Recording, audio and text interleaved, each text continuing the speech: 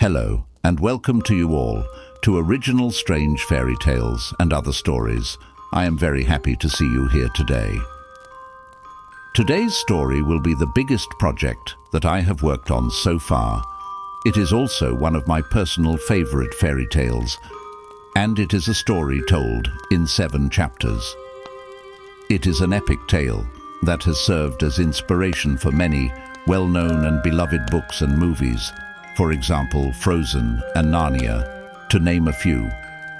Of course, as it is I who will tell this story, I will tell you the original version written in 1845 by our friend Hans Christian Andersen. I know this is going to be a long story, and I sincerely hope that you will listen to it all, as it really is a fantastic tale. So now, sit back, relax, and I will now tell you the complete original version of The Snow Queen by Hans Christian Andersen. Enjoy.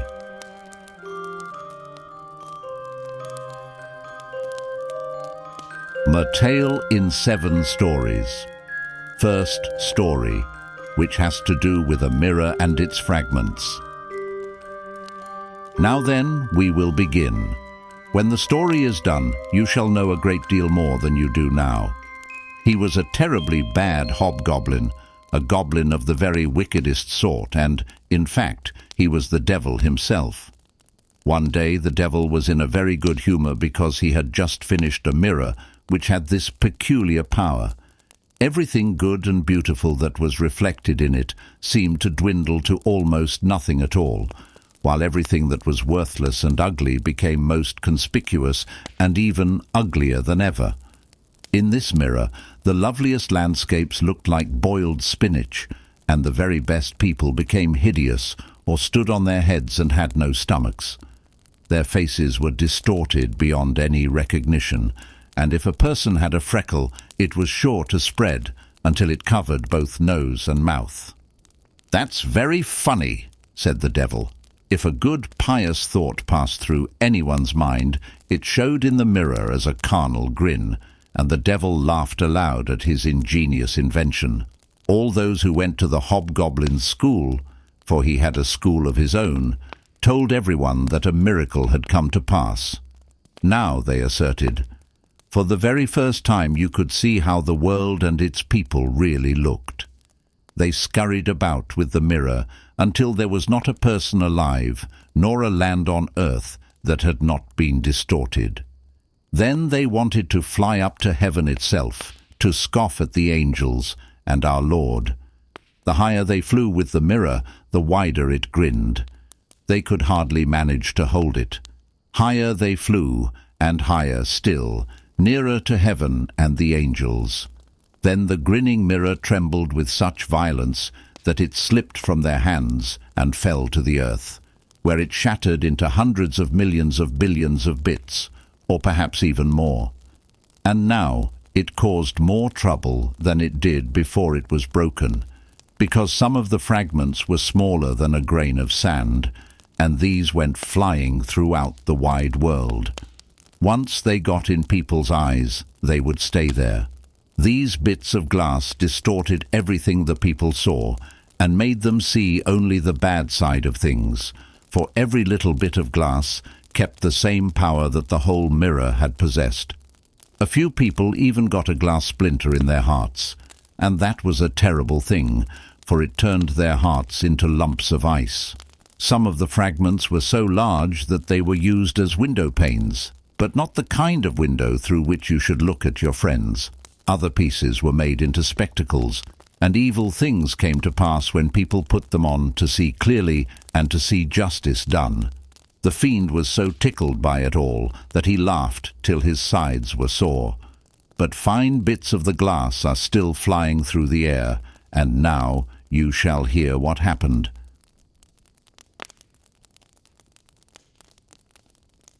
Second story, A Little Boy and a Little Girl. In the big city it was so crowded with houses and people that few found room for even a small garden, and most people had to be content with a flower pot. But 2 poor children who lived there managed to have a garden that was a little bigger than a flower pot. These children were not brother and sister, but they loved each other just as much as if they had been. Their parents lived close to one another in the garrets of 2 adjoining houses. Where the roofs met and where the rain gutter ran between the 2 houses, their 2 small windows faced each other. One had only to step across the rain gutter to go from window to window. In these windows the parents had a large box where they planted vegetables for their use, and a little rose bush too. Each box had a bush, which thrived to perfection. Then it occurred to the parents to put these boxes across the gutter, where they very nearly reached from one window to the other, and looked exactly like 2 walls of flowers. The pea plants hung down over the boxes, and the rose bushes threw out long sprays that framed the windows and bent over toward each other. It was almost like a little triumphal arch of greenery and flowers. The boxes were very high, and the children knew that they were not to climb about on them, but they were often allowed to take their little stools out on the roof under the roses, where they had a wonderful time playing together. Winter, of course, put an end to this pleasure. The windows often frosted over completely, but they would heat copper pennies on the stove and press these hot coins against the frost-coated glass.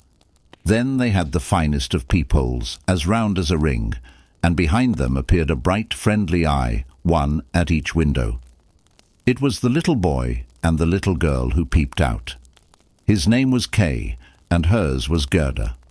With one skip they could join each other in summer, but to visit together in the winter-time they had to go all the way downstairs in one house and climb all the way upstairs in the other. Outside the snow was whirling. "See the white bees swarming," the old grandmother said. "Do they have a queen bee too?" the little boy asked, for he knew that real bees have one. "Yes, indeed they do," the grandmother said. "She flies in the thick of the swarm. She is the biggest bee of all, and can never stay quietly on the earth, but goes back again to the dark clouds. Many a wintry night she flies through the streets and peers in through the windows. Then they freeze over in a strange fashion, as if they were covered with flowers." "Oh yes, we've seen that," both the children said, and so they knew it was true. "Can the Snow Queen come in here?" the little girl asked. "Well, let her come," cried the boy. "I would put her on the hot stove and melt her." But grandmother stroked his head and told them other stories. That evening, when little Kay was at home and half ready for bed, he climbed on the chair by the window and looked out through the little peephole. A few snowflakes were falling, and the largest flake of all alighted on the edge of one of the flower boxes. This flake grew bigger and bigger, until at last it turned into a woman who was dressed in the finest white gauze, which looked as if it had been made from millions of star-shaped flakes. She was beautiful and she was graceful, but she was ice-shining, glittering ice. She was alive for all that, and her eyes sparkled like 2 bright stars, but in them there was neither rest nor peace. She nodded toward the window and beckoned with her hand. The little boy was frightened, and as he jumped down from the chair it seemed to him that a huge bird flew past the window. The next day was clear and cold. Then the snow thawed, and springtime came. The sun shone, the green grass sprouted, swallows made their nests. Windows were thrown open, and once again the children played in their little roof garden, high up in the rain gutter on top of the house. That summer the roses bloomed their splendid best. The little girl had learned a hymn in which there was a line about roses that reminded her of their own flowers. She sang it to the little boy, and he sang it with her. "Where roses bloom so sweetly in the vale, there shall you find the Christ-child without fail." The children held each other by the hand, kissed the roses, looked up at the Lord's clear sunshine, and spoke to it as if the Christ-child were there. What glorious summer days those were, and how beautiful it was out, under, those fragrant rose bushes which seemed as if they would never stop blooming. Kay and Gerda were looking at a picture book of birds and beasts one day, and it was then just as the clock in the church tower was striking 5, that Kay cried, "Oh, something hurt my heart, and now I've got something in my eye." The little girl put her arm around his neck, and he blinked his eye. No, she couldn't see anything in it. "I think it's gone," he said, but it was not gone. It was one of those splinters of glass from the magic mirror. You remember that goblin's mirror, the one which made everything great and good that was reflected in it appear small and ugly, but which magnified all evil things until each blemish loomed large. Poor Kay. A fragment had pierced his heart as well, and soon it would turn into a lump of ice. The pain had stopped, but the glass was still there. "Why should you be crying?" he asked. "It makes you look so ugly. There's nothing the matter with me." And suddenly he took it into his head to say, "Ugh, that rose is all worm-eaten, and look, this one is crooked, and these roses, they are just as ugly as they can be. They look like the boxes they grow in." He gave the boxes a kick and broke off both of the roses. "Kay, what are you doing?" the little girl cried. When he saw how it upset her, he broke off another rose and then leaped home through his own window, leaving dear little Gerda all alone. Afterwards, when she brought out her picture book, he said it was fit only for babes in the cradle. And whenever grandmother told stories, he always broke in with a but. If he could manage it, he would steal behind her, perch a pair of spectacles on his nose, and imitate her. He did this so cleverly that it made everybody laugh, and before long he could mimic the walk and the talk of everyone who lived on that street. Everything that was odd or ugly about them, Kay could mimic so well that people said, "That boy has surely got a good head on him," but it was the glass in his eye and the glass in his heart that made him tease even little Gerda, who loved him with all her soul. Now his games were very different from what they used to be. They became more sensible. When the snow was flying about one wintry day, he brought a large magnifying glass out of doors and spread the tail of his blue coat to let the snowflakes fall on it. "Now look through the glass," he told Gerda. Each snowflake seemed much larger and looked like a magnificent flower or a 10-pointed star. It was marvelous to look at. "Look, how artistic," said Kay. "They are much more interesting to look at than real flowers, for they are absolutely perfect. There isn't a flaw in them until they start melting." A little while later, Kay came down with his big gloves on his hands and his sled on his back. Right in Gerda's ear, he bawled out, "I've been given permission to play in the big square where the other boys are." And away he ran. In the square, some of the more adventuresome boys would tie their little sleds on behind the farmers' carts to be pulled along for quite a distance. It was wonderful sport. While the fun was at its height, a big sleigh drove up. It was painted entirely white, and the driver wore a white shaggy fur cloak and a white shaggy cap. As the sleigh drove twice around the square, Kay quickly hooked his little sled behind it, and down the street they went, faster and faster. The driver turned around in a friendly fashion and nodded to Kay, just as if they were old acquaintances. Every time Kay started to unfasten his little sleigh, its driver nodded again, and Kay held on, even when they drove right out through the town gate. Then the snow began to fall so fast that the boy could not see his hands in front of him as they sped on. He suddenly let go the slack of the rope in his hands, in order so get loose from the big sleigh, but it did no good. His little sled was tied on securely, and they went like the wind. He gave a loud shout, but nobody heard him. The snow whirled and the sleigh flew along. Every now and then it gave a jump, as if it were clearing hedges and ditches. The boy was terror-stricken. He tried to say his prayers, but all he could remember was his multiplication tables. The snowflakes got bigger and bigger, until they looked like big white hens. All of a sudden the curtain of snow parted, and the big sleigh stopped, and the driver stood up. The fur coat and the cap were made of snow, and it was a woman, tall and slender and blinding white. She was the Snow Queen herself. "We have made good time," she said. "Is it possible that you tremble from cold? Crawl under my bare coat." She took him up in the sleigh beside her, and as she wrapped the fur about him, he felt as if he were sinking into a snowdrift. "Are you still cold?" she asked, and kissed him on the forehead. Brrr. That kiss was colder than ice.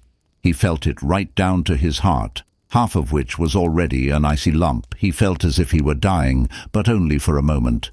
Then he felt quite comfortable and no longer noticed the cold. "My sled. Don't forget my sled." It was the only thing he thought of.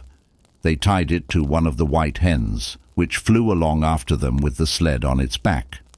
The Snow Queen kissed Kay once more, and then he forgot little Gerda and grandmother and all the others at home. "You won't get any more kisses now," she said, "or else I should kiss you to death." Kay looked at her. She was so beautiful. A cleverer and prettier face he could not imagine. She no longer seemed to be made of ice, as she had seemed when she sat outside his window and beckoned to him. In his eyes she was perfect, and she was not at all afraid. He told her how he could do mental arithmetic even with fractions, and that he knew the size and population of all the countries. She kept on smiling, and he began to be afraid that he did not know as much as he thought he did. He looked up at the great big space overhead as she flew with him high up on the black clouds, while the storm whistled and roared as if it were singing old ballads. They flew over forests and lakes, over many a land and sea. Below them the wind blew cold, wolves howled, and black crows screamed as they skimmed across the glittering snow. But up above the moon shone bright and large, and on it Kay fixed his eyes throughout that long, long winter night. By day he slept at the feet of the Snow Queen. Third story. The Flower Garden of the Woman Skilled in Magic. How did little Gerda get along when Kay did not come back? Where could he be? Nobody knew. Nobody could give them any news of him. All that the boys could say was that they had seen him hitch his little sled to a fine big sleigh, which had driven down the street and out through the town gate. Nobody knew what had become of Kay. Many tears were shed, and little Gerda sobbed hardest of all. People said that he was dead, that he must have been drowned in the river not far from town. Ah, how gloomy those long winter days were, but spring and its warm sunshine came at last. "Kay is dead and gone," little Gerda said. "I don't believe it," said the sunshine. "He's dead and gone," she said to the swallows. "We don't believe it," they sang. Finally, little Gerda began to disbelieve it too. One morning she said to herself, "I'll put on my new red shoes, the ones Kay has never seen, and I'll go down by the river to ask about him." It was very early in the morning. She kissed her old grandmother, who was still asleep, put on her red shoes, and all by herself she hurried out through the town gate and down to the river. "Is it true that you have taken my own little playmate? I'll give you my red shoes if you will bring him back to me." It seemed to her that the waves nodded very strangely, so she took off her red shoes that were her dearest possession and threw them into the river, but they fell near the shore, and the little waves washed them right back to her. It seemed that the river could not take her dearest possession because it did not have little Kay. However, she was afraid that she had not thrown them far enough, so she clambered into a boat that lay among the reeds, walked to the end of it, and threw her shoes out into the water again. But the boat was not tied, and her movements made it drift away from the bank. She realized this and tried to get ashore, but by the time she reached the other end of the boat it was already more than a yard from the bank and was fast gaining speed. Little Gerda was so frightened that she began to cry, and no one was there to hear her except the sparrows. They could not carry her to land, but they flew along the shore twittering, "We are here! "Here we are," as if to comfort her. The boat drifted swiftly down the stream, and Gerda sat there quite still, in her stocking feet. Her little red shoes floated along behind, but they could not catch up with her because the boat was gathering headway. It was very pretty on both sides of the river, where the flowers were lovely, the trees were old, and the hillsides afforded pasture for cattle and sheep. But not one single person did Gerda see. "Perhaps the river will take me to Little Kay," she thought, and that made her feel more cheerful. She stood up and watched the lovely green banks for hour after hour. Then she came to a large cherry orchard in which there was a little house with strange red and blue windows. It had a thatched roof, and outside it stood 2 wooden soldiers who presented arms to everyone who sailed past. Gerda thought they were alive and called out to them, but of course they did not answer her. She drifted quite close to them as the current drove the boat toward the bank. Gerda called even louder, and an old woman came out of the house. She leaned on a crooked stick. She had on a big sun hat, and on it were painted the most glorious flowers. "You poor little child," the old woman exclaimed. "However did you get lost on this big swift river? And however did you drift so far into the great wide world?" The old woman waded right into the water, caught hold of the boat with her crooked stick, pulled it into shore, and lifted little Gerda out of it. Gerda was very glad to be on dry land again, but she felt a little afraid of this strange old woman, who said to her, "Come and tell me who you are, and how you got here." Gerda told her all about it. The woman shook her head and said, And when Gerda had told her everything and asked if she hadn't seen Little Kay, the woman said he had not yet come by, but that he might be along any day now, and she told Gerda not to take it so to heart, but to taste her cherries and to look at her flowers. These were more beautiful than any picture book, and each one had a story to tell. Then she led Gerda by the hand into her little house, and the old woman locked the door. The windows were placed high up on the walls, and through their red, blue, and yellow panes the sunlight streamed in a strange mixture of all the colours there are. But on the table were the most delicious cherries, and Gerda, who was no longer afraid, ate as many as she liked.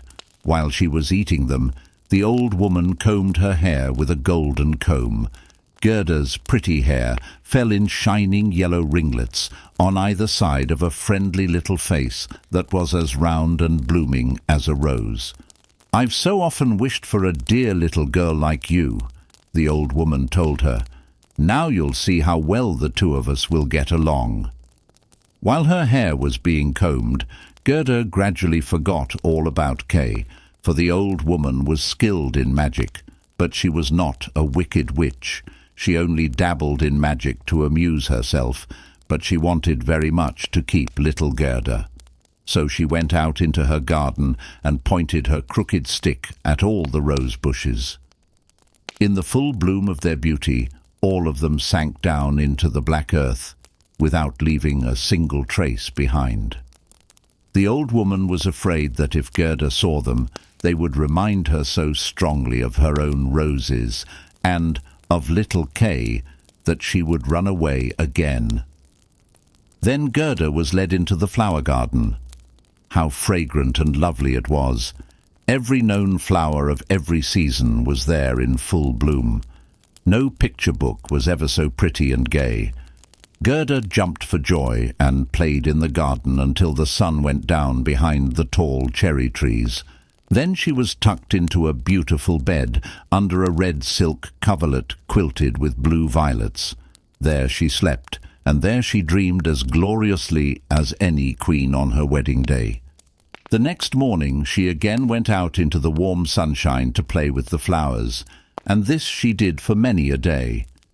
Gerda knew every flower by heart, and, plentiful though they were, she always felt that there was one missing, but which one she didn't quite know. One day she sat looking at the old woman's sun hat, and the prettiest of all the flowers painted on it was a rose. The old woman had forgotten this rose on her hat when she made the real roses disappear in the earth.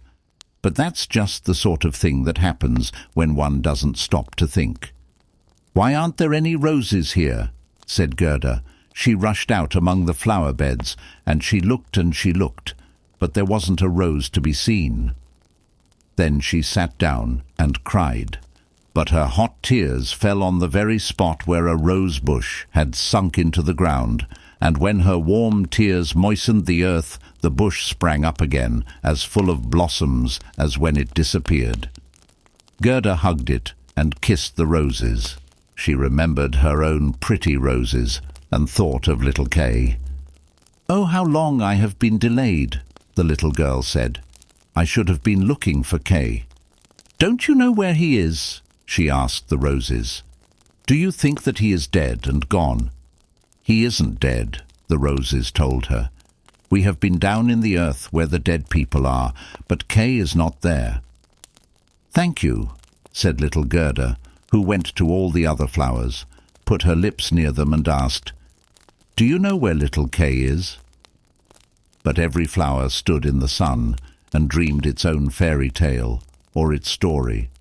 Though Gerda listened to many of them, not one of the flowers knew anything about Kay. What did the tiger lily say? "Do you hear the drum? Boom, boom! It was only 2 notes, always boom, boom. Hear the women wail, hear the priests chant." The Hindu woman in her long red robe stands on the funeral pyre. The flames rise around her and her dead husband, but the Hindu woman is thinking of that living man in the crowd around them. She is thinking of him whose eyes are burning hotter than the flames of him, whose fiery glances have pierced her heart more deeply than these flames, that soon will burn her body to ashes. Can the flame of the heart die in the flame of the funeral pyre? "I don't understand that at all," little Gerda said. "That's my fairy tale," said the lily. What did the trumpet flower say? "An ancient castle rises high from a narrow path in the mountains. The thick ivy grows leaf upon leaf where it climbs to the balcony. There stands a beautiful maiden. She leans out over the balustrade to look down the path. No rose on its stem is as graceful as she, nor is any apple blossom in the breeze so light. Hear the rustle of her silk gown, sighing, will he never come?" "Do you mean Kay?" little Gerda asked. "I am talking about my story, my own dream," the trumpet flower replied. What did the little snowdrop say?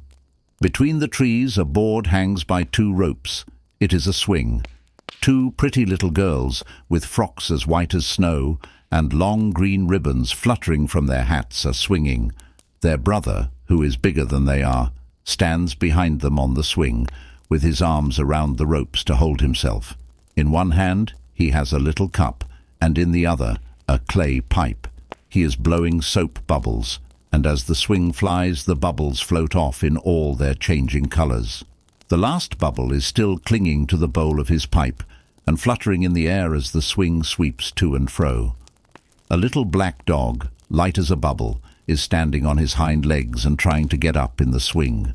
But it does not stop. High and low the swing flies until the dog loses his balance, barks, and loses his temper. They tease him, and the bubble bursts. A swinging board pictured in a bubble before it broke. That is my story. It may be a very pretty story, but you told it very sadly, and you didn't mention Kay at all. What did the hyacinth say? There were 3 sisters, quite transparent and very fair. One wore a red dress, the second wore a blue one, and the third went all in white. Hand in hand they danced in the clear moonlight beside a calm lake. They were not elfin folk, they were human beings. The air was sweet, and the sisters disappeared into the forest. The fragrance of the air grew sweeter. 3 coffins, in which lie the 3 sisters, glide out of the forest and across the lake. The fireflies hover about them like little flickering lights. Are the dancing sisters sleeping, or are they dead? The fragrance of the flowers says they are dead, and the evening bell tolls for their funeral. "You are making me very unhappy," little Gerda said. "Your fragrance is so strong that I cannot help thinking of those dead sisters. Oh, could little Kay really be dead? The roses have been down under the ground, and they say no." "Ding dong," tolled the hyacinth bells. "We do not toll for little Kay. We do not know him. We are simply singing our song, the only song we know." And Gerda went on to the buttercup that shone among its glossy green leaves. "You are like a bright little sun," said Gerda. "Tell me, do you know where I can find my playmate?" And the buttercup shone brightly as it looked up at Gerda. But what sort of song would a buttercup sing? It certainly wouldn't be about Kay. In a small courtyard, God's sun was shining brightly on the very first day of spring. Its beams glanced along the white wall of the house next door, and close by grew the first yellow flowers of spring, shining like gold in the warm sunlight. An old grandmother was sitting outside in her chair. Her granddaughter, a poor but very pretty maidservant, had just come home for a little visit. She kissed her grandmother, and there was gold, a heart full of gold, in that kiss. Gold on her lips, gold in her dreams, and gold above in the morning beams. "There, I've told you my little story," said the buttercup. "Oh, my poor old grandmother," said Gerda. "She will miss me so. She must be grieving for me as much as she did for little Kay. But I'll soon go home again, and I'll bring Kay with me. There's no use asking the flowers about him. They don't know anything except their own songs, and they haven't any news for me." Then she tucked up her little skirts so that she could run away faster, but the narcissus tapped against her leg as she was jumping over it. So she stopped and leaned over the tall flower. "Perhaps you have something to tell me," she said. "What?" did the narcissus say.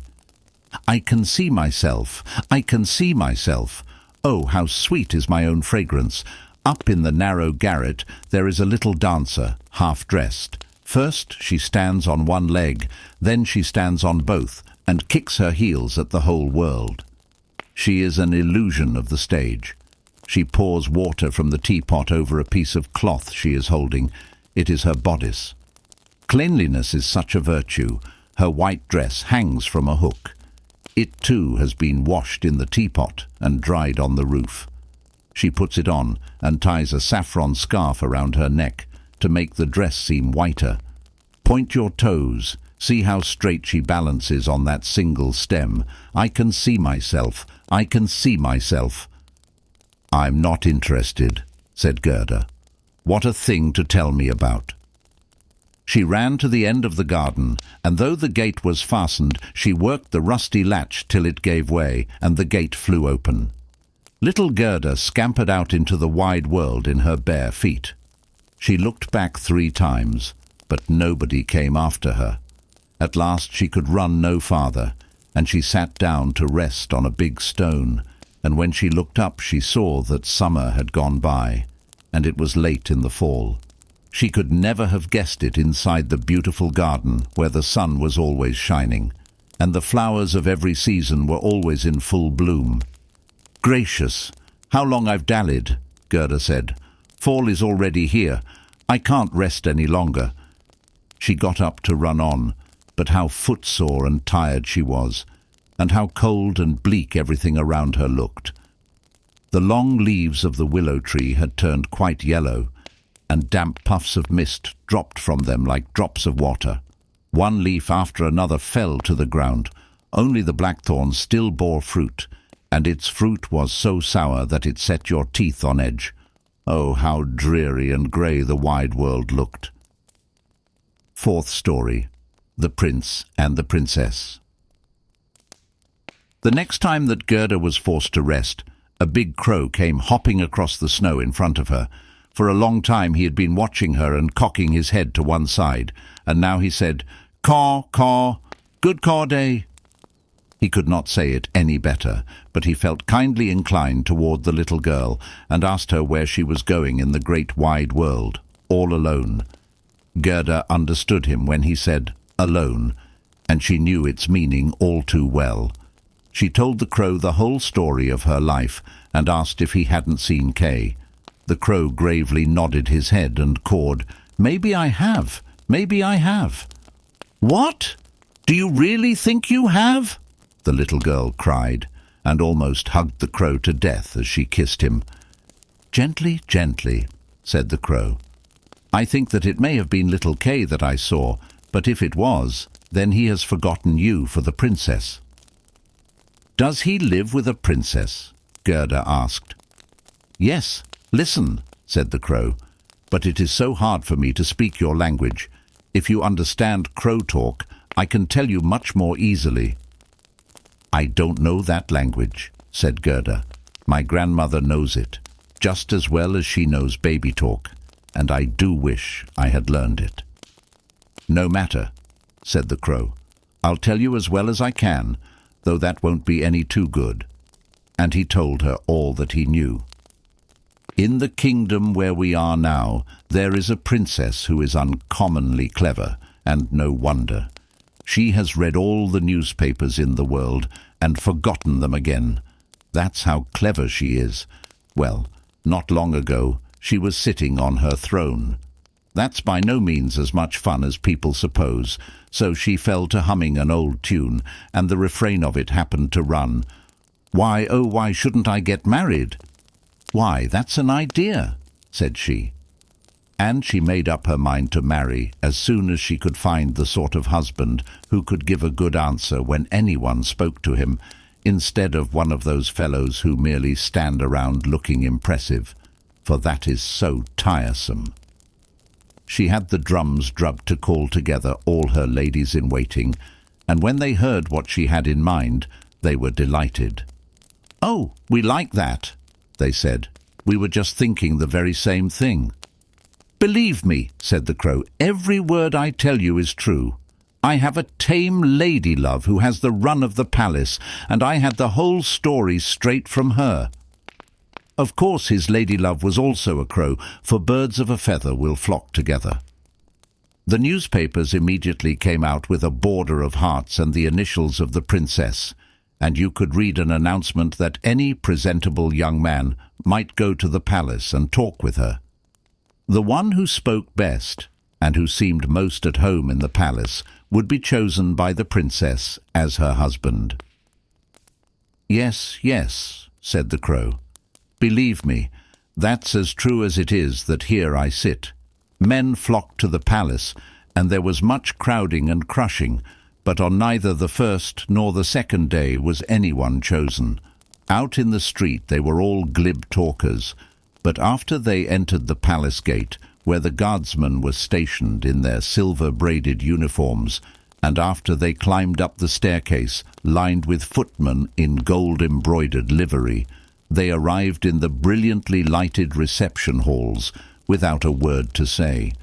And when they stood in front of the princess on her throne, the best they could do was to echo the last word of her remarks, and she didn't care to hear it repeated. It was just as if everyone in the throne room had his stomach filled with snuff and had fallen asleep, for as soon as they were back in the streets, there was no stopping their talk. The line of candidates extended all the way from the town gates to the palace. "I saw them myself," said the crow.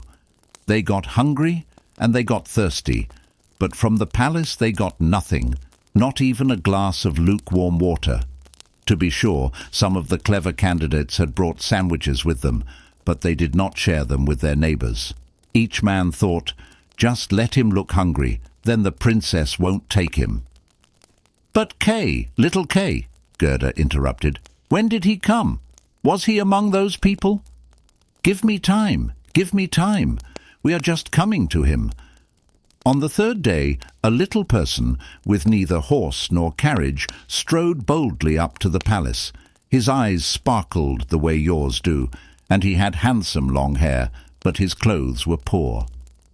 "Oh, that was Kay," Gerda said, and clapped her hands in glee. "Now I've found him." He had a little knapsack on his back. the crow told her. No, that must have been his sled, said Gerda. He was carrying it when he went away. Maybe so, the crow said. I didn't look at it carefully, but my tame ladylove told me that when he went through the palace gates and saw the guardsman in silver, and on the staircase the footman in gold, he wasn't at all taken aback. He nodded and he said to them, "It must be very tiresome to stand on the stairs. I'd rather go inside." The halls were brilliantly lighted. Ministers of state and privy councillors were walking about barefooted, carrying golden trays in front of them. It was enough to make anyone feel solemn, and his boots creaked dreadfully, but he wasn't a bit afraid. "That certainly must have been Kay," said Gerda. "I know he was wearing new boots. I heard them creaking in grandmother's room." "Oh, they creaked all right," said the crow. But it was little enough he cared as he walked straight to the princess, who was sitting on a pearl as big as a spinning wheel. All the ladies in waiting with their attendants and their attendants' attendants, and all the lords in waiting with their gentlemen and their gentlemen's men, each of whom had his page with him, were standing there, and the nearer they stood to the door the more arrogant they looked. The gentlemen's men's pages, who always wore slippers, were almost too arrogant to look as they stood at the threshold. "That must have been terrible," little Gerda exclaimed, "and yet Kay won the princess." "If I weren't a crow, I would have married her myself, for all that I'm engaged to another. They say he spoke as well as I do when I speak my crow language, or so my tame ladylove tells me. He was dashing and handsome, and he was not there to court the princess, but to hear her wisdom. This he liked, and she liked him." "Of course it was Kay," said Gerda. "He was so clever that he could do mental arithmetic even with fractions. Oh, please take me to the palace." "That's easy enough to say," said the crow, "but how can we manage it? I'll talk it over with my tame ladylove, and she may be able to suggest something, but I must warn you that a little girl like you will never be admitted." "Oh, yes, I shall," said Gerda. "When Kay hears about me, he will come out to fetch me at once." "Wait for me beside that stile," the crow said. He wagged his head and off he flew. Darkness had set in when he got back. "Caw, caw," he said. "My ladylove sends you her best wishes, and here's a little loaf of bread for you. She found it in the kitchen, where they have all the bread they need, and you must be hungry. You simply can't get into the palace with those bare feet. The guardsmen in silver and the footmen in gold would never permit it. But don't you cry. We'll find a way. My ladylove knows of a little back staircase that leads up to the bedroom, and she knows where they keep the key to it." Then they went into the garden and down the wide promenade where the leaves were falling one by one. When, one by one, the lights went out in the palace, the crow led little Gerda to the back door, which stood ajar. Oh, how her heart did beat with fear and longing! It was just as if she were about to do something wrong, yet she only wanted to make sure that this really was little Kay. Yes, truly it must be Kay, she thought, as she recalled his sparkling eyes and his long hair. She remembered exactly how he looked when he used to smile at her as they sat under the roses at home. Wouldn't he be glad to see her? Wouldn't he be interested in hearing how far she had come to find him, and how sad they had all been when he didn't come home? She was so frightened and yet so happy. Now they were on the stairway. A little lamp was burning on a cupboard, and there stood the tame crow, cocking her head to look at Gerda, who made the curtsy that her grandmother had taught her. "My fiancé has told me many charming things about you, dear young lady," she said. "Your biography, as one might say, is very touching. Kindly take the lamp and I shall lead the way. We shall keep straight ahead, where we aren't apt to run into anyone." "It seems to me that someone is on the stairs behind us," said Gerda. Things brushed past, and from the shadows on the wall they seemed to be horses with spindly legs and waving manes, and there were shadows of huntsmen, ladies and gentlemen, on horseback. "Those are only dreams," said the crow. "They come to take the thoughts of their royal masters off to the chase. That's just as well, for it will give you a good opportunity to see them while they sleep.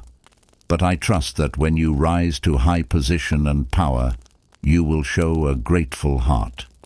"Tut, tut! You've no need to say that," said the forest crow. Now they entered the first room.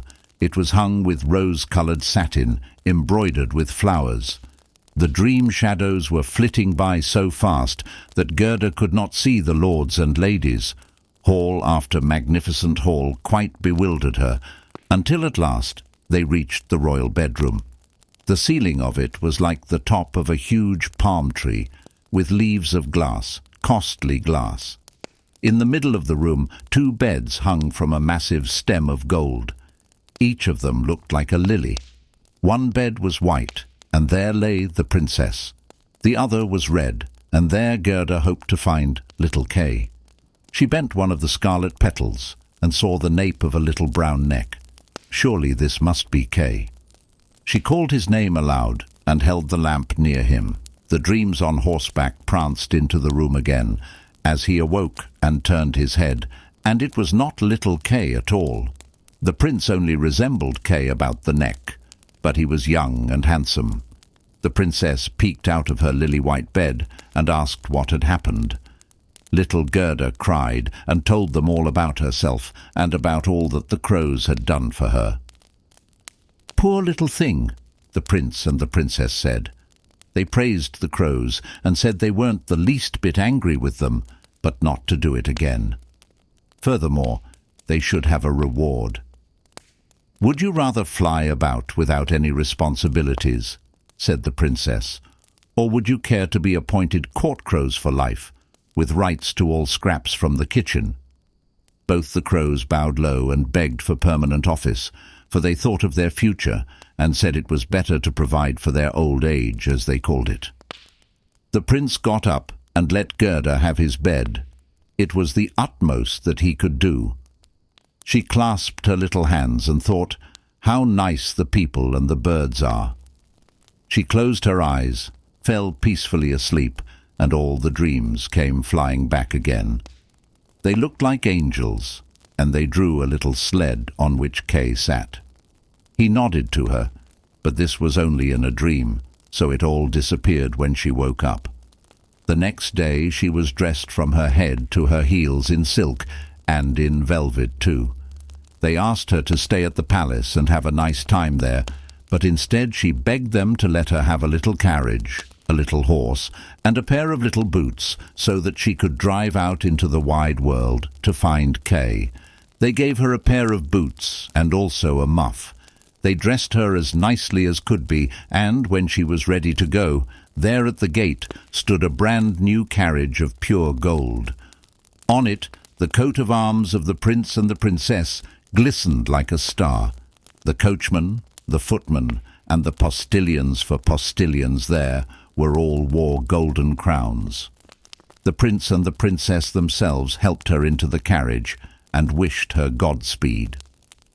The forest crow, who was now a married man, accompanied her for the first 3 miles and sat beside Gerda, for it upset him to ride backward.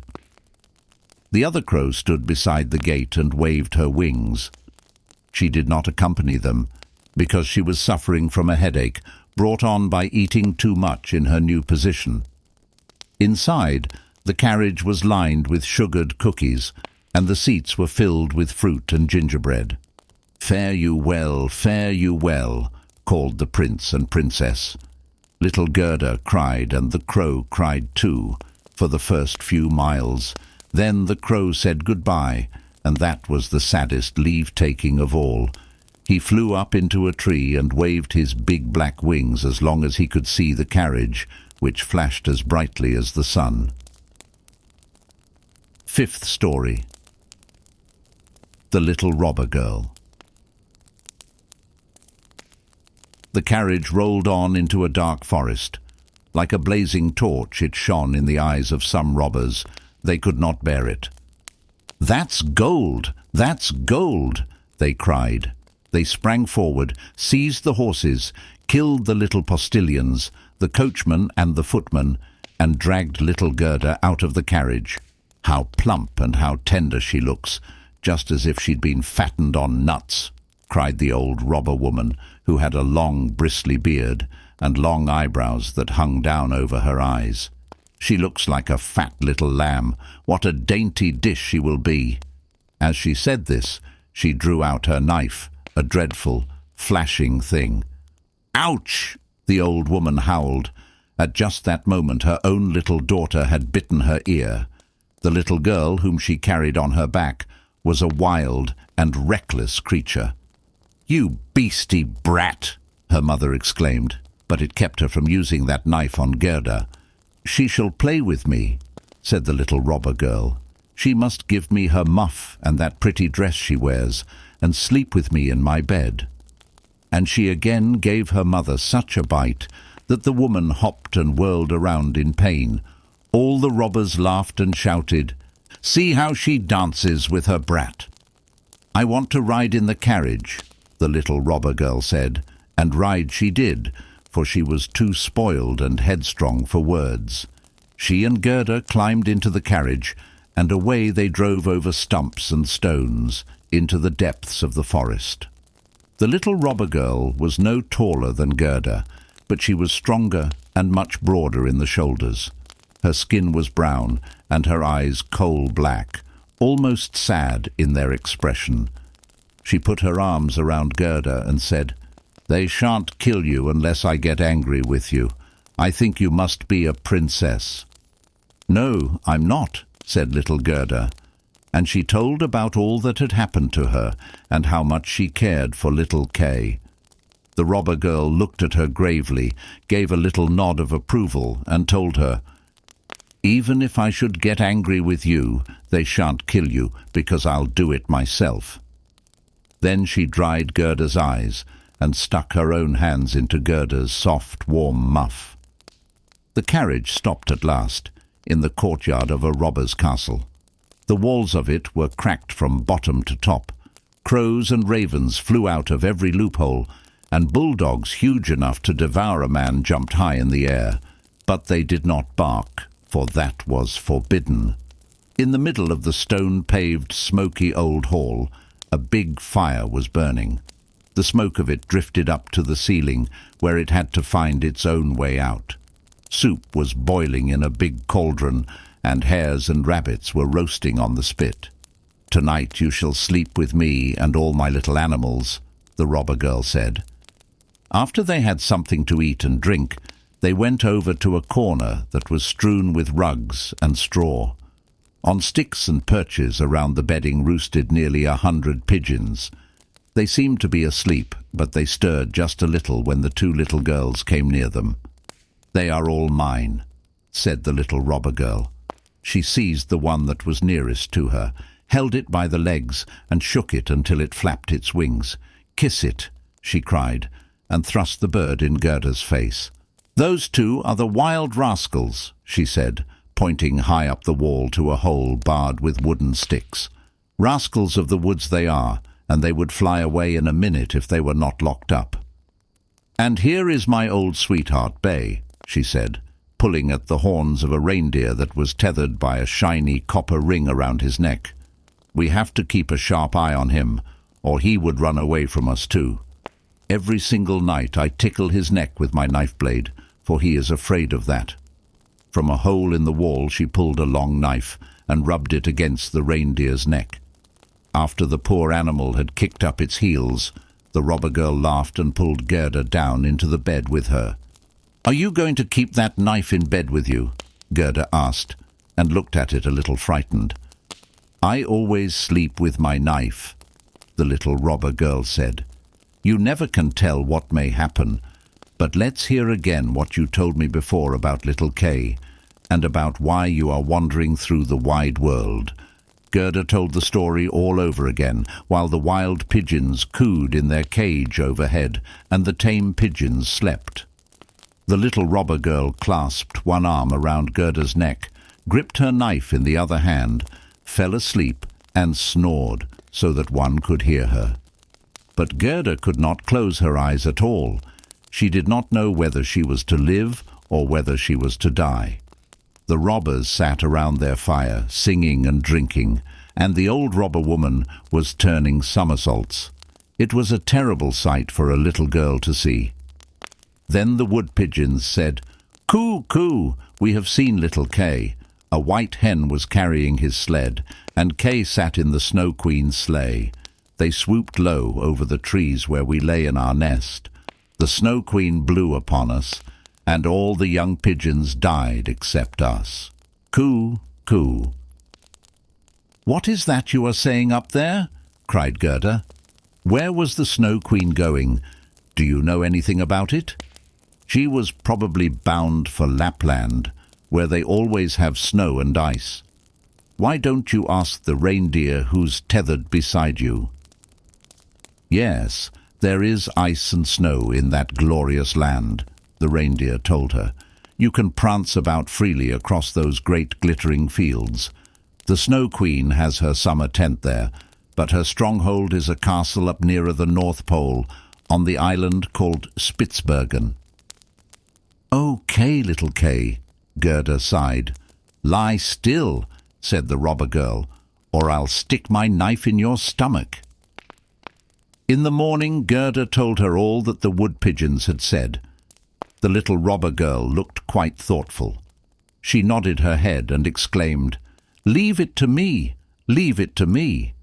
"Do you know where Lapland is?" she asked the reindeer. "Who knows it better than I?" the reindeer said, and his eyes sparkled.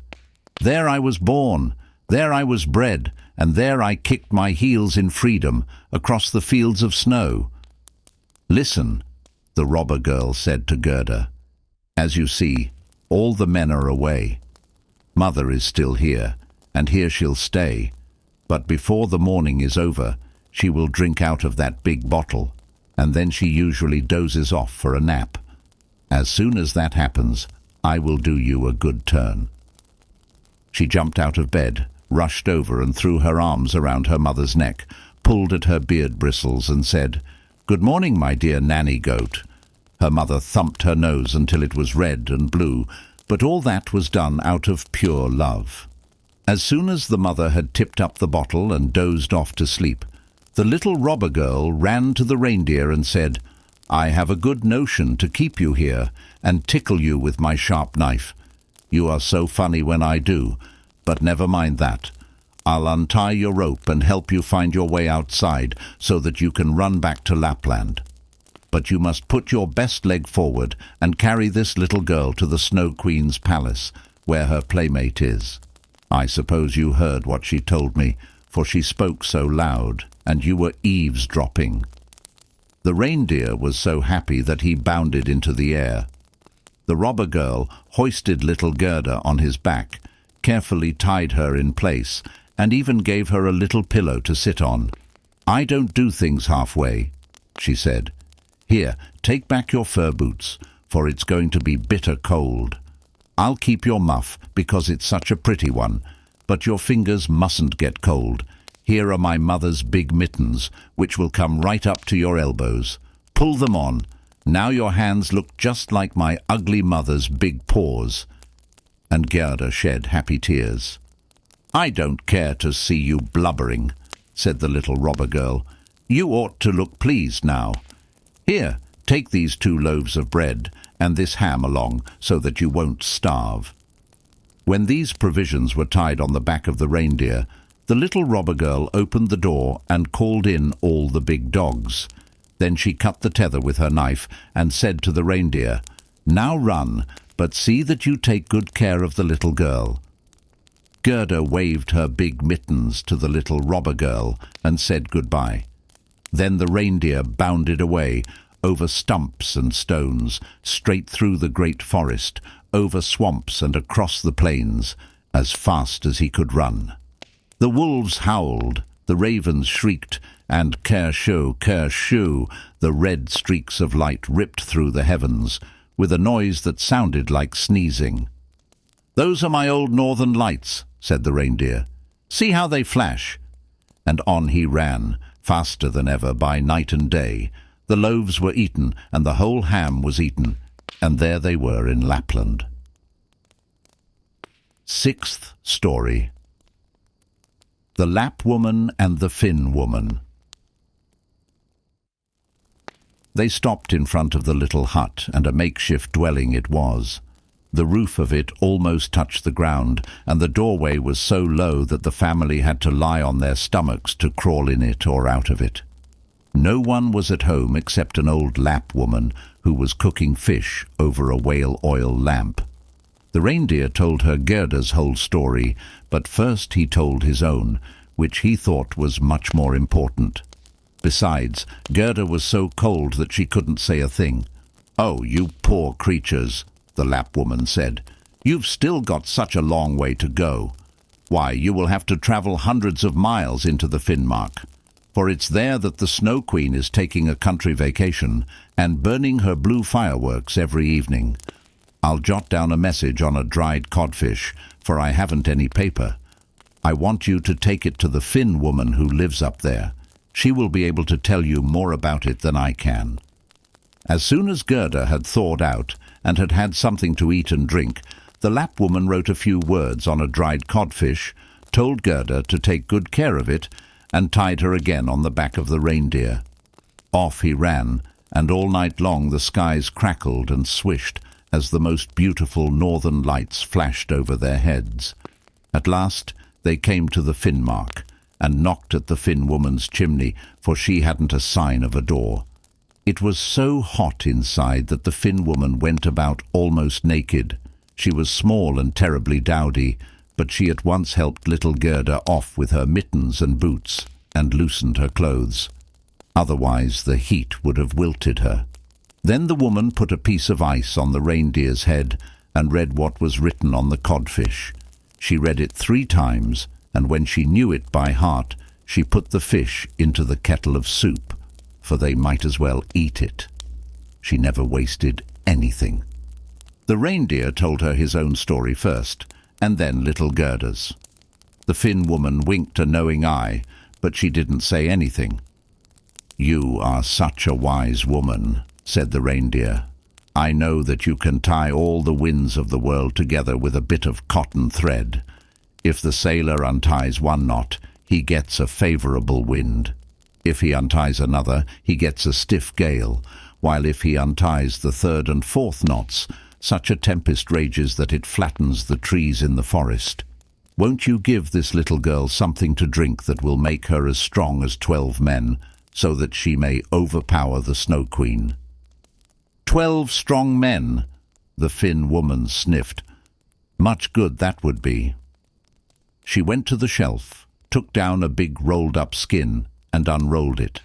On this skin strange characters were written, and the Finn woman read them until the sweat rolled down her forehead. The reindeer again begged her to help Gerda, and little Gerda looked at her with such tearful, imploring eyes that the woman began winking again. She took the reindeer aside in a corner, and while she was putting another piece of ice on his head, she whispered to him, "Little Kay is indeed with the Snow Queen, and everything there just suits him fine. He thinks it is the best place in all the world, but that's because he has a splinter of glass in his heart and a small piece of it in his eye. Unless these can be gotten out, he will never be human again, and the Snow Queen will hold him in her power. But can't you fix little Gerda something to drink, which will give her more power than all those things?" "No power that I could give could be as great as that which she already has. Don't you see how men and beasts are compelled to serve her, and how far she has come in the wide world since she started out in her naked feet? We mustn't tell her about this power. Strength lies in her heart, because she is such a sweet, innocent child. If she herself cannot reach the Snow Queen and rid little Kay of those pieces of glass, then there's no help that we can give her. The Snow Queen's garden lies about 8 miles from here. You may carry the little girl there and put her down by the big bush covered with red berries that grows on the snow. Then don't you stand there gossiping, but hurry to get back here." The Finn woman lifted little Gerda onto the reindeer, and he galloped away as fast as he could, "Oh!" cried Gerda. "I forgot my boots, and I forgot my mittens." She soon felt the need of them in that knife-like cold, but the reindeer did not dare to stop. He galloped on until they came to the big bush that was covered with red berries. Here he set Gerda down and kissed her on the mouth, while big, shining tears ran down his face. Then he ran back as fast as he could. Little Gerda stood there without boots and without mittens, right in the middle of icy Finnmark. She ran as fast as ever she could. A whole regiment of snowflakes swirled toward her, but they did not fall from the sky, for there was not a cloud up there, and the northern lights were ablaze. The flakes skirmished along the ground, and the nearer they came, the larger they grew. Gerda remembered how large and strange they had appeared when she looked at them under the magnifying glass. But here they were much more monstrous and terrifying. They were alive. They were the Snow Queen's advance guard, and their shapes were most strange. Some looked like ugly, overgrown porcupines. Some were like a knot of snakes that stuck out their heads in every direction, and others were like fat little bears with every hair a-bristle. All of them were glistening white, for all were living snowflakes. It was so cold that as little Gerda said the Lord's Prayer, she could see her breath freezing in front of her mouth, like a cloud of smoke. It grew thicker and thicker, and took the shape of little angels that grew bigger and bigger the moment they touched the ground. All of them had helmets on their heads, and they carried shields and lances in their hands. Rank upon rank they increased, and when Gerda had finished her prayer, she was surrounded by a legion of angels. They struck the dread snowflakes with their lances and shivered them into 1,000 pieces. Little Gerda walked on, unmolested and cheerful. The angels rubbed her hands and feet to make them warmer, and she trotted briskly along to the Snow Queen's palace. But now let us see how little Kay was getting on. Little Gerda was furthest from his mind, and he hadn't the slightest idea that she was just outside the palace. 7th story. What happened in the Snow Queen's palace, and what came of it? The walls of the palace were driven snow. The windows and doors were the knife-edged wind. There were more than 100 halls, shaped as the snow had drifted, and the largest of these extended for many a mile. All were lighted by the flare of the northern lights. All of the halls were so immense and so empty, so brilliant and so glacial. There was never a touch of gaiety in them, never so much as a little dance for the polar bears, at which the storm blast could have served for music, and the polar bears could have waddled about on their hind legs to show off their best manners. There was never a little party with such games as blind bear's buff or hide the paw kerchief for the cubs, nor even a little afternoon coffee over which the white fox vixens could gossip.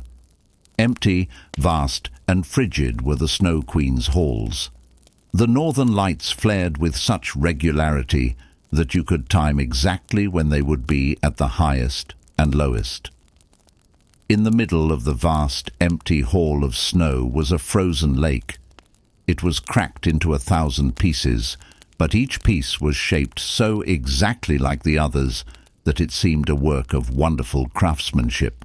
The Snow Queen sat in the exact center of it when she was at home, and she spoke of this as sitting on her mirror of reason. She said this mirror was the only one of its kind, and the best thing in all the world. Little Kay was blue, yes, almost black, with the cold. But he did not feel it, because the Snow Queen had kissed away his icy tremblings, and his heart itself had almost turned to ice. He was shifting some sharp, flat pieces of ice to and fro, trying to fit them into every possible pattern, for he wanted to make something with them. It was like the Chinese puzzle game that we play at home, juggling little flat pieces of wood about into special designs.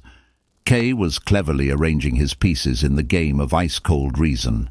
To him the patterns were highly remarkable, and of the utmost importance, for the chip of glass in his eye made him see them that way.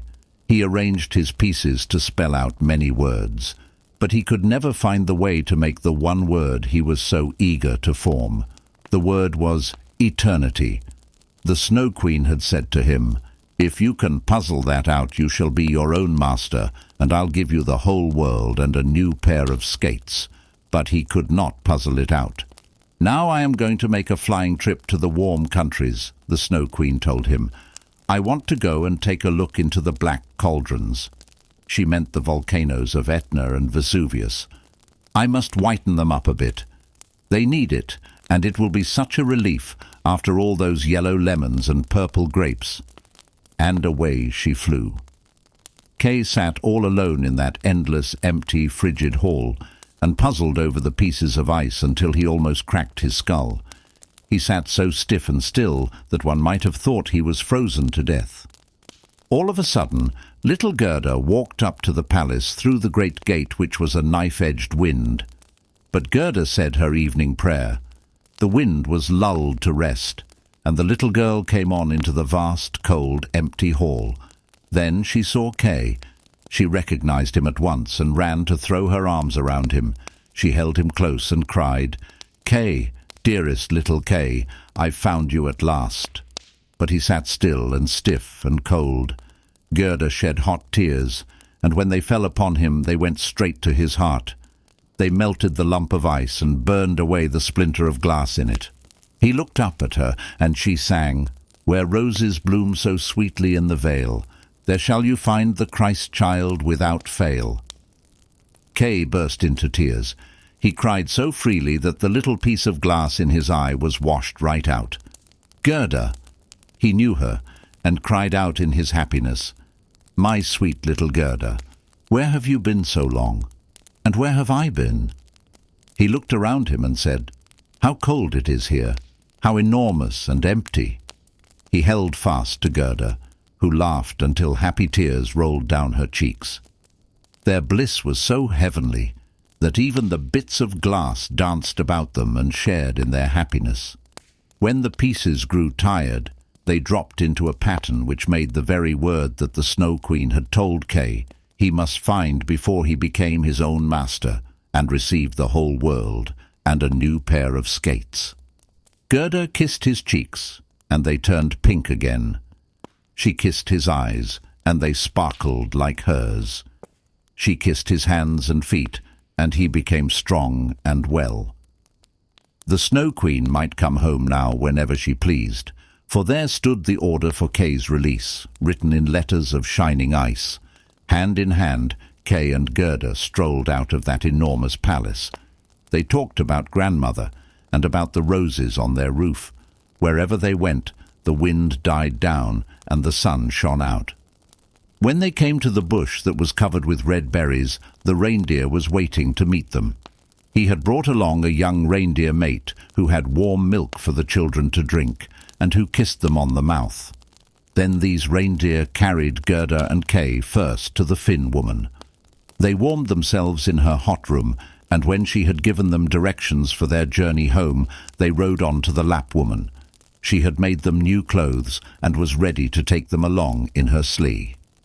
Side by side, the reindeer ran with them to the limits of the North Country, where the first green buds were to be seen. Here they said goodbye to the two reindeer and to the Lapp woman. "Farewell," they all said. Now the first little birds began to chirp, and there were green buds all around them in the forest. Through the woods came riding a young girl on a magnificent horse that Gerda recognized, for it had once been harnessed to the golden carriage. The girl wore a bright red cap on her head and a pair of pistols in her belt. She was the little robber girl who had grown tired of staying at home and who was setting out on a journey to the North Country. If she didn't like it there, why? The world was wide, and there were many other places where she could go. She recognized Gerda at once, and Gerda knew her too. It was a happy meeting. "You're a fine one for gadding about," she told little Kay. "I'd just like to know whether you deserve to have someone running to the end of the earth for your sake." But Gerda patted her cheek and asked her about the prince and the princess. "They are traveling in foreign lands," the girl told her. "And the crow?" "Oh, the crow is dead," she answered. "His tame ladylove is now a widow, and she wears a bit of black wool wrapped around her leg. She takes great pity on herself, but that's all stuff and nonsense. Now tell me what has happened to you and how you caught up with Kay." Gerda and Kay told her their story. "Snip, snap, snurr, bass lure," said the robber girl. "So everything came out all right." She shook them by the hand and promised that if ever she passed through their town, she would come to see them. And then she rode away. Kay and Gerda held each other by the hand, and as they walked along, they had wonderful spring weather. The land was green and strewn with flowers, church bells rang, and they saw the high steeples of a big town. It was the one where they used to live. They walked straight to grandmother's house and up the stairs, and into the room where everything was just as it was when they left it. And the clock said tick-tock, and its hands were telling the time. But the moment they came in the door, they noticed one change. They were grown up now. The roses on the roof looked in at the open window, and their two little stools were still out there. Kay and Gerda sat down on them and held each other by the hand. Both of them had forgotten the icy, empty splendor of the Snow Queen's palace as completely as if it were some bad dream. Grandmother sat in God's good sunshine, reading to them from her Bible. "Except ye become as little children, ye shall not enter into the kingdom of heaven." Kay and Gerda looked into each other's eyes, and at last they understood the meaning of their old hymn, "Where roses bloom so sweetly in the vale, there shall you find the Christ child without fail." And they sat there grown up, but children, still children at heart. And it was summer, warm, glorious summer.